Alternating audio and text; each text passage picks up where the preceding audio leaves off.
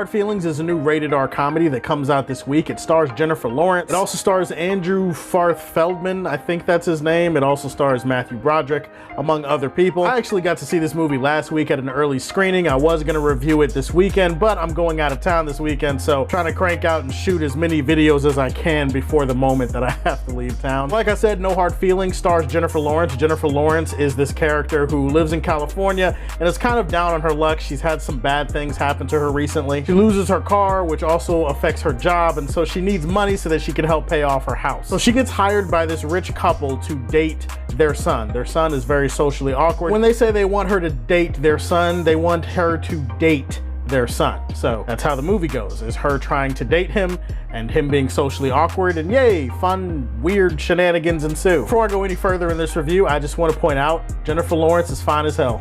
I knew that going into the movie. I just want that established for the record. The main thing isn't even that Jennifer Lawrence is hot. Like, we all know that Jennifer Lawrence is a very attractive woman, obviously, but it's really more her performance with this movie. Let's be honest, you came into this movie looking to have a good time, and the only real reason you were interested in it is because of Jennifer Lawrence. Guess what? You're gonna walk out of this movie and you're gonna be like, damn, Jennifer Lawrence absolutely was the single best thing about that movie and the only reason I would recommend it. Putting aside that Jennifer Lawrence is fine as hell and the director of the film seems to understand that she's fine as hell based on the camera angles and the shots of her and some of the stuff that he's asking her to do in this movie, but her performance is truly great here. Jennifer Lawrence is one of the last few remaining superstars that can elevate a movie based off of her performance alone. She is a firecracker in this movie. She is just entertaining as hell and watchable no matter what she's doing, no matter what she's saying, every scene of this movie. She carries the screenplay on her spinal column. She's a little bit rough around the edges as a character, and I think that mixes pretty nicely with this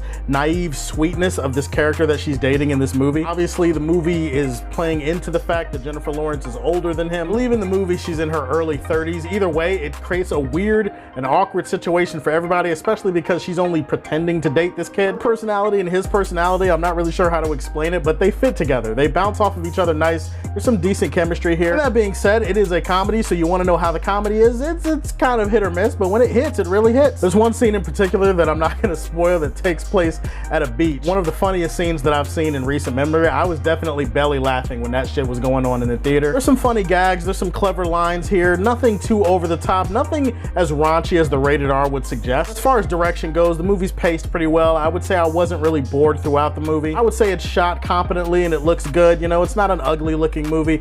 It's hard for it to be an ugly looking movie when Jennifer Lawrence is the star of the show. There's some sweet and genuine emotional moments in here, and there is something in this movie about growing up, about moving on, about living for yourself and not for other people. So if you're looking for some sweet and some funny moments, and if you're looking for the camera to focus on how hot Jennifer Lawrence is, I feel like you're gonna have a good time with this one. The problem with this movie though is that it is a comedy, so you kind of have to rate it off of that, and based off of that, I would say it's just kind of solid. It's not really good. There are some funny moments in here, but there are just as many moments in the movie where the humor does not work. There are a lot of extended sequences and scenes in this movie where I just wasn't really laughing that much. And if you think that it's just me and I'm just biased, I watched this with a full crowd, and most of the crowd for most of the movie was not really laughing that much. When the comedy is not consistently hitting throughout, when some of the screenplay feels bogged down and unfunny and really tired ass dialogue, it just kind of makes the whole experience feel a little bit off. The movie also is fairly predictable. It doesn't really go in any new or interesting directions, and obviously the movie is supposed to be awkward. It's supposed to be weird. It's a 19-year-old kid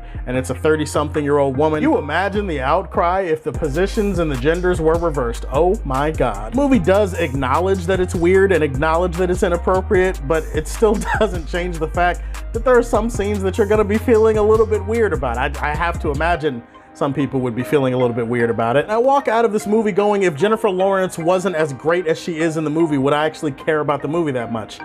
I gotta say, probably not. Obviously, you can say this about a lot of movies, and I'm not going to like remove Jennifer Lawrence from the movie as part of my critique, but it is something that's in the back of my head as I was turning on the camera to shoot this video. No Hard Feelings is a solid mid-budget raunchy comedy that sometimes sticks the landing. I'm gonna leave this one in the Daily Planet. Those are my thoughts on No Hard Feelings. Tell me, are you excited to see that movie this weekend? And what's the best movie that you saw in June? Go ahead and put that in the comment section down below. Like and subscribe to the Superfan Show, and if you like what you see, tell me how you feel, and stay tuned to hear more from the Man of Steel.